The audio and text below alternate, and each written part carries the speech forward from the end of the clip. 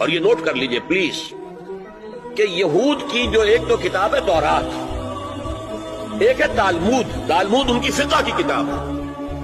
तालमूद की तालीम यह है कि ये बाकी जितने इंसान हैं, असल इंसान तो सिर्फ हम यहूदी हैं, ये बाकी जितने इंसान हैं गोइम्स, और इनके लिए दूसरा लफ्ज है जेंटाइल्स, ये असल में इंसान नुमा हैवान है, इंसान नुमा हैवान।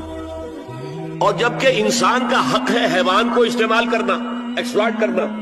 घोड़े को तांगे में बग्गी में बांधते हैं कि नहीं, और बैल को आप अपने हल में जोतते हैं। इसी तरह हमारा हक है तमाम इंसानों को उनका खून चूसना, उन्हें एक्सप्लॉइट करना, उन्हें इस्तेमाल करना।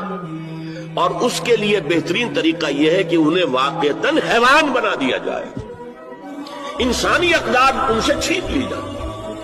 हैवान बनेंगे तो फिर काम करेंगे हमारी मर्जी के मुताबिक।